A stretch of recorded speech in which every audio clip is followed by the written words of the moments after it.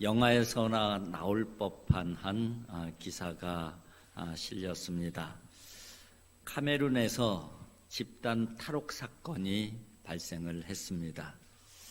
근데 그 내용을 읽어보니까 160명 정도가 탈옥을 했는데 그 과정이 총으로 무장한 그 한 50명의 그 괴한들이 교도소를 총격을 가하고, 그리고 교도소 문을 부시고 교도소를 불태우고, 그리고 탈옥을 시도했고 160명이 탈옥해서 찾고 있는 그런 기사였습니다. 생각건데 그 주변 사람들이 얼마나 두려웠을까. 그죠? 흉악범도 보통 흉악범들이 아닐 텐데 그것도 한두 명도 아니고 160명이나 집단으로 탈옥했으니 아마 그 주변 사람들은 집 밖에 나올 수가 없었을 것입니다. 오늘 본문 말씀은 5번째 나팔 불 때 일어난 재앙에 대한 내용이죠. 근데 내용을 살펴보면은 이렇게 내용이 진행이 되어집니다. 하늘에서 별 하나가 떨어지고 그 별 하나가 떨어진 그 별이 이 무저갱의 열쇠를 받게 돼요. 그리고 그 받은 열쇠를 가지고 무저갱의 문을 여니까 그곳에서 막 뭐가 나오는데 그 중에서 황충이라고 하는 것이 연기와 함께 땅으로 나오는 것이죠. 이것이 바로 그 황충을 통해서 이 땅에 이제 괴롭힘이라고 하는 그러한 재앙이 내려지는 것이죠. 그것이 이제 오늘 본문 내용의 대략의 내용입니다. 이 황충은 사탄의 세력이에요. 그러니까 사탄의 세력이 무저갱의 그 문이 열림으로 말미암아 일시적으로 나와서 사람들을 공격하는 그런 내용이 바로 오늘 본문의 내용이라는 것이죠. 그래서 서론에서 이 탈옥 사건에 대한 그런 말씀을 드렸는데, 어떻게 보면은 사탄의 세력의 일시적인 탈옥 사건, 그것이 바로 오늘 5번째 나팔 재앙의 내용이라고 할 수가 있습니다. 오늘 본문을 이해하는 데 있어서 두 가지 상징을 먼저 이해하면서 본문을 읽으면은 좀 쉽게 와닿을 수가 있어요. 하나는 하늘에서 떨어진 별, 무저갱의 열쇠를 가지고 무저갱의 문을 열은 그 하늘에서 떨어진 별이라는 존재가 어떤 존재인가 하는 부분이죠. 두 가지 의견이 있어요. 하나는 그것은 사탄이다. 또 하나의 의견은 천사다. 그렇게 이야기를 합니다.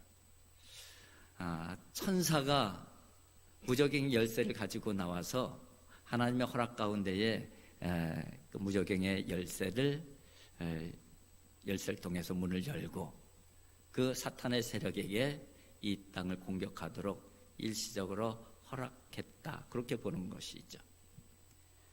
그리고 아니다. 그 하늘에서 떨어진 별은 사탄이다.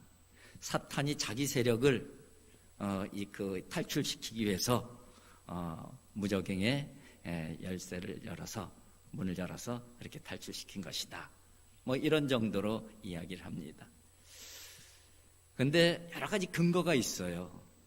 사탄이라고 하는 근거도 여러 가지 그 근거가 있고, 천사라고 하는 근거도 여러 가지 근거가 있고, 또 다 일리가 있고, 다 여러 가지 그럴 만한 설명할 이유들이 다 있다는 것이죠. 근데 중요한 것은 하늘에 떨어진 별이 사탄이냐 천사냐, 그것이 그렇게 중요한 것은 아니에요. 오늘 본문에서 더 중요한 것은 무저갱의 그 문이 열렸다는 것이고, 거기에서 황충이라는 존재가 나왔다는 것이죠. 그리고 황충이라는 그 존재가 바로 이 땅의 사람들에게 재앙을 내리고 있다는 것이죠. 그것이 이제 중요한 핵심적인 내용이라고 할 수가 있습니다. 그리고 또 하나의 내용은 이 황충, 그럼 황충이 어떤 존재냐 하는 부분이죠. 이 황충은 그냥 단어적으로만 보면은 메뚜기예요. 메뚜기 떼. 근데 메뚜기 떼가 무적행에서 확 나와서 메뚜기 떼가 그냥 막 괴롭힘을 주는 거예요. 그렇게 보기에는 이 황충을 설명하는 설명의 내용이 메뚜기하고는 전혀 상관없는 내용으로 설명이 되어져요. 그래서 이 황충이 무엇이냐 하는 부분에 대해서도 여러 가지 그 의견이 있는데, 역사적을 해석을 하는 사람들은 이것이 AD 7년경에 발생한 이슬람 세력이다, 뭐 그렇게 얘기를 하는 사람들도 있어요. 그러나 대체적으로 이 상징적 해석을 하게 되는데, 이 황충은 상징적이다. 어떤 존재에 대한 상징이냐? 보통 이단이나 이단 세력 또는 적그리스도, 적그리스도와 같이 사탄적 행위를 가지고 권세를 가지고 이 세상을 괴롭히는 존재들, 뭐 이런 모든 그 존재들을 바로 이 황충에 그렇게 비유해서 상징이다, 그렇게 이야기를 하기도 합니다. 어쨌든 중요한 것은 이 상충이 어떤 존재냐 하는 부분들은 사실은 명확하진 않지만, 분명한 것은 사탄의 세력임은 분명하고, 또 사탄의 영향을 받아 사탄적 행위를 서슴지 않는 그런 파괴적 존재임은 분명한 것이죠. 그 파괴적 존재, 사탄의 영향을 받아서, 사탄의 사주를 받아서 사탄적 행위로, 파괴적 행위로 이 땅의 재앙을 가지고 오는 존재, 그렇게는 설명을 할 수가 있는 것이죠. 그래서 오늘 그 황충에 대한 그 설명을 또 쭉 오늘 본문에 보면 되어져 있어요. 황충의 모습이 어떤 모습이냐. 이 전체적인 모습은 이제 7절부터 시작해서 8절, 9절, 10절까지가 황충에 대한 모습을 묘사한 내용인데요. 이 황충의 모습을 보면 전체적인 내용은 전쟁을 위하여 준비한 말들 같고, 그렇게 돼 있어요. 7절에 보면 전쟁을 위하여 준비한 말들과 같다. 말의 모습을 하고 있어요. 그러니까는 메뚜기는 아니겠죠. 그 머리에 대해서도 묘사를 하고 있는데, 그 머리에 금 같은 관 비슷한 것을 썼으며, 그렇게 돼 있어요. 금 같은 관을 딱 쓰고 있다는 것이죠. 이것은 하나님의 허락으로 한시적으로 통치권을 받았음을 상징적으로 보여주고 있는 거예요. 그리고 얼굴에 대한 묘사도 있습니다. 얼굴에 대한 묘사는 이렇게 돼 있어요. 그 얼굴은 사람의 얼굴 같고, 사람을 상징적 의미로 사용할 때는 보통 지혜를 의미해요. 그러니까는 이 존재는 지혜로 천하 만민을 유혹하는 자, 그런 존재 정도로 이해를 할 수가 있는 것이죠. 그리고 또 머리털에 대한 묘사도 되어져 있어요. 머리털에 대해서는 이렇게 되어 있습니다. 여자의 머리털 같은 머리털이 있고, 여자의 머리털을 보통 상징적으로 사용할 때는 유혹할 만한 매력이 있는 능력, 그러니까 상당히 매력적인 모습을 가지고 있는 것이죠. 사람을 유혹하기 충분한 매력이 있는 그런 어떤 존재라는 거예요. 그리고 또 이빨에 대한 묘사도 있어요. 이빨은 이렇게 되어 있습니다. 그 이빨은 사자의 이빨 같으며, 사자의 이빨은 무서운 탐욕과 파괴성, 이 부분을 상징하는 거예요. 그러니까 무시무시한 파괴력을 가지고 있는 그런 어떤 존재라는 것이죠. 그리고 또 호신경에 대한 얘기를 하고 있는데, 이 호신경을 딱 붙이고 있어요. 호신경은 갑옷을 입으면은 갑옷 그 가슴을 보호하기 위해서 여기에 붙이는 구리로 된 또는 철로 된 이 덩어리를 얘기하는 것이죠. 근데 철 호심경을 이렇게 딱 붙이고 있다는 거예요. 그것은 뭐를 상징하냐면 강력한 방어 능력을 가진 존재라는 거예요. 그러니까 세상에 어떤 공경에도 충분히 방어할 만한 능력이 있는 어떤 존재, 그렇게 이해할 수가 있는 것입니다. 그런데 여기에는 또 뭐가 있냐면 말 모양처럼 되어 있는데 또 날개가 달렸어요. 날개. 그 날개들의 소리는 병거와 많은 말들이 전쟁터로 달려 들어가는 소리 같으며, 날개 소리가 병거와 많은 말들이 전쟁터로 막 달려가는 소리 같이 이 날개 소리가 난다는 거예요. 이 부분은 신속하고 막강한 공격력을 가진 존재를 상징적으로 보여주고 있는 것이죠. 그리고 또 하나 묘사를 마지막으로 하기를, 꼬리에 대한 묘사가 있어. 꼬리는 이렇게 돼 있습니다. 또 전갈과 같은 꼬리와 쏘는 살이 있어, 이렇게 돼 있어요. 꼬리가 있는데 전갈 같대요. 그리고 쏘는 화살 같대요. 이것은 날렵하고 치명적인 공격력을 가진 자, 뭐 이런 정도로 이해할 수 있는 내용들입니다. 이 부분을 전체적으로 정리를 하면은 이 존재가, 이 사탄적 존재가 어떤 능력을 가지고 있느냐? 일단 하나님께서 허락하신 능력을 가지고 있다는 거예요. 하나님께서 사람들을 공격하고 괴롭힐 수 있는 그런 허락된 권세가 있는 존재라는 거예요. 그리고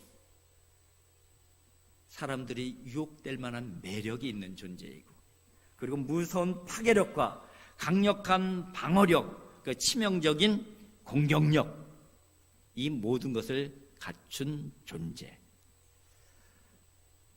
제가 지금까지 설명드린 이 황충의 모습을 보면서 한번 생각해 보세요. 이 모습들은 사실은 이 땅의 영웅적인 존재의 모습이에요. 하나님의 권세를 일정 부분 허락받았어요. 그리고 사람들을 쫙 끌 수 있는 매력이 있어요. 강력한 공격력도 있어요. 어떠한 공격도 막아낼 수 있는 방어 능력도 있어요. 여러분, 우리가 지금 사탄이라는 이미지 속에서 보니까 이게 엄청나게 그 부정적인 이미지로 우리가 보여지지만은, 이 존재 자체만 가지고 묵게 되면은 사람의 눈으로, 인간의 눈으로 볼 때는 굉장히 추앙할 수밖에 없는 존재이고, 굉장히 떠받들 수밖에 없는 존재이고, 그 하수인이 되기를 원할 수밖에 없는 그런 어떤 존재예요. 그게 바로 무적에게서 나온 황충의 모습인 것이죠. 그런데 이 황충에게 엄청난 그 능력이 있고 권세가 있는데, 이 엄청난 능력과 권세는 그런데 하나님께서 제한하시는 하나님의 통치 아래에 있는 권세임을, 능력임을 분명하게 오늘 본문 말씀 가운데 담아내고 있습니다. 오늘 3절에는 이렇게 돼 있어요. 또 황충이 연기 가운데로부터 땅 위에 나오매 그들이 땅에 있는 전갈의 권세와 같은 권세를 받았더라. 그들이 있는 권세는 스스로의 권세가 아니라 받은 권세예요. 받은 권세. 누군가의 그 받은 권세. 그래서 하나님께서 일시적으로 허락한 권세다, 그렇게 이야기를 하고 있는 것이에요. 그리고 또 하나의 그 내용을 보게 되면 이어지는 4절에 보면, 그들에게 이르되 땅의 풀이나 푸른 것이나 각종 수목은 해하지 말고 오직 이마에 하나님의 인침을 받지 아니한 사람들만 해하라. 인침을 받지 않은 사람들만 해할 수 있는 권세, 곧 하나님의 인을 받은 사람은 절대 해치거나 건들 수 없다고 그렇게 제안을 해놨어요. 그리고 또 두 가지 중요한 특징이 5절에 나와 있는데 5절에는 이렇게 되어 있습니다. 5절은 같이 한번 읽어보도록 하겠습니다. 시작. 그러나 그들을 죽이지는 못하게 하고 5달 동안 괴롭게만 하게 하시는데 그 괴롭게 함은 전갈이 사람을 쏠 때의 괴롭게 함과 같더라. 그들을 죽이지는 못하게 하시고 괴롭게는 할 수 있는데 죽이지는 못하게 하는 것이죠. 그리고 또 한도 끝도 없이 괴롭히는 게 아니라 괴롭힐 수 있는 기간도 정해져 있어요. 5달이라는 기간 안에서만 괴롭히는 일들을 할 수 있도록 제한을 해 놓은 것이죠. 황충의 이 권세나 이 능력은 어마어마하고 무섭고 두려운 권세예요. 파괴적인 권세예요. 그러나 믿음의 사람들은 전혀 두려워할 필요가 없는 존재임을 말씀하고 있는 거예요. 하나님의 인을 머리에 받은 자는 할 수 없게 되어 있잖아요. 그게 누구냐면 예수 그리스도로 인침받은 그리스도인들을 의미하는 거예요. 5번째 나팔이 불 그날이 올 것인데 그날에는 이 어마어마한 엄청난 파괴력을 가진 그러한 황충이라는 어떤 존재가 세상을 공격하고 괴롭힐 것인데 너희들은 염려하지 말라. 너희들은 두려워하지 말라. 너희들은 손도 못 대게 할 거야. 지금 그 말씀을 하시는 거예요. 그리고 그 괴롭힘은 딱 5달 동안이야. 그러니까 두려워할 필요 없어. 별거 아니야. 별거 아니야. 황충이라는 존재를 통해서 하나님께서 이 땅을 심판하실 것이지만 이 땅의 황충을 통해서 심판하실 때에 하나님의 사람들이 그 자리에 있기에 두려움에 빠질 수가 있잖아요. 그래서 그 모든 부분들은 하나님의 통치와 권세 아래에 있음을 분명하게 말씀해주고 있는 거예요. 그리고 너희들은 절대 건드리지 못하게 할 것이다 하는 말씀을 오늘 본문 말씀 가운데 담아 놓으신 것이죠. 그래서 두려워하지 말라는 거예요. 두려워하지 말라. 아무리 무섭고 두렵고 파괴적인 그러한 존재가 나타나서 이 땅을 공격하고 사람들을 괴롭힌다 할지라도 그것 때문에 너희들 두려워하지 말라.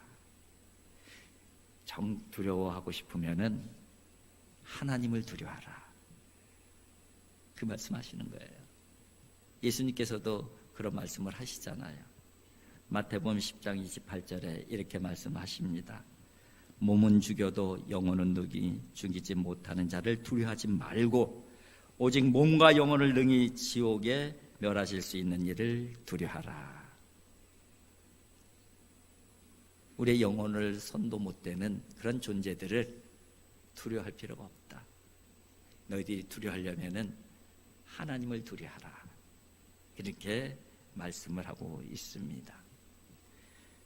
성경의 역사나 우리 인류의 역사를 보게 되면은 사실은 이런 일들이 있어 왔고 어떤 의미에서는 또 앞으로 이런 일들이 있을 것입니다. 그러나 우리는 두려워하지 말라고 말씀을 하셔요.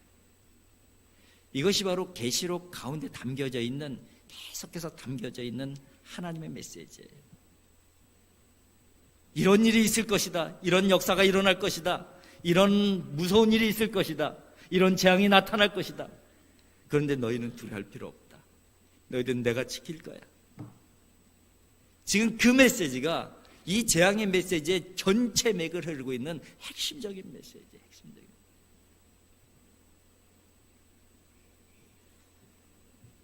성경의 믿음의 사람들을 보게 되면은 다 비슷한 재앙과 고통과 두려움의 상황을 안 겪은 사람들이 어디 있습니까? 여러분, 다윗은 골리앗 앞에 서 있었잖아요. 근데 믿음의 눈으로 골리앗을 바라보지 아니하고 사람의 눈으로 골리앗을 바라보면은 사울과 모든 이스라엘 군인들처럼 두려워 떨 수밖에 없잖아요. 사드락과 메삭과 아벳노고라고 하는 다니엘의 세 친구는 풀무불 앞에서 풀무불 가운데 던져짐을 당하기도 했잖아요. 에스더는 하만이라는 권세 잡은 자가 유대인을 몰살하려고 하는 모략 가운데에 그 한 중심에 서 있기도 했잖아요.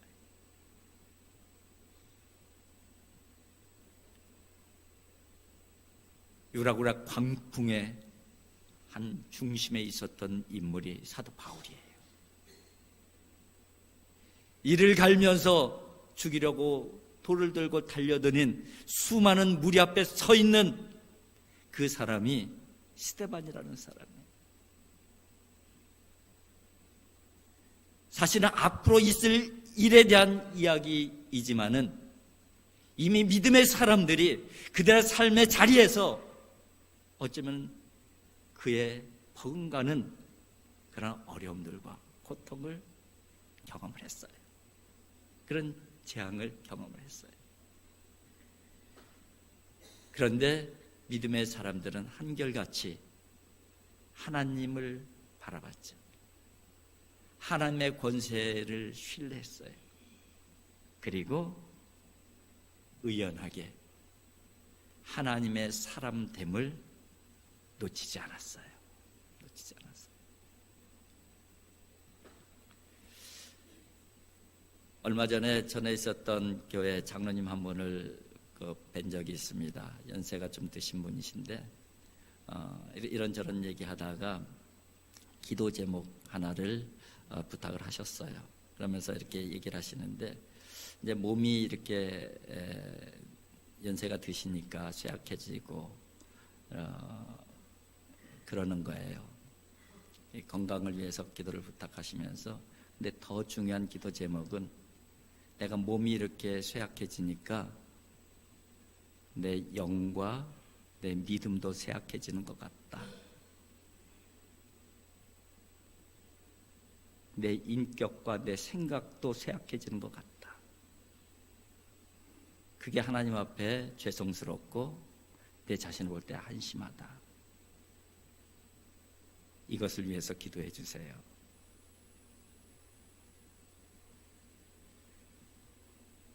몸이 쇠약해지는 것은 세월이 지나면 어쩔 수 없는 것이지만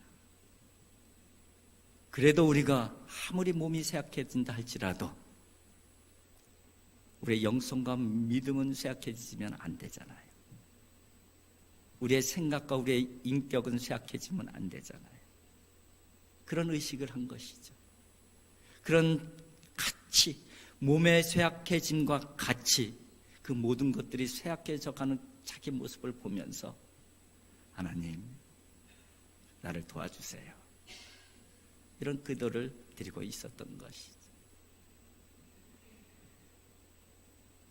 여러분, 이것이 바로 우리의 실존이에요. 우리의 실존. 근데 하나님께서 말씀하셔요. 나를 바라봐라. 지금 요한계시록에서 계속 그 말씀을 하고 계시는 거예요. 내가 너를 지킬 거야. 하나님의 권세를 능가할 수 있는 어떤 권세가 없다는 것이에요. 내 권세를 신뢰하라.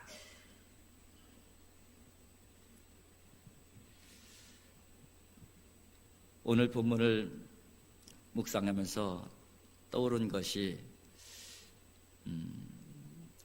출애굽에 할 때에 애굽에 내려진 10가지 재앙 사건이에요. 계속 재앙이 내리잖아요. 마지막 10번째 재앙은 장자의 목숨을 앗아가는 재앙입니다. 그런데 피할 수 있는 방법이 있었죠. 양을 잡아서 양의 피를 문설주에 바르라. 죽음의 사자가 건너가는 것이죠. 그것이 바로 6월절의 의미잖아요.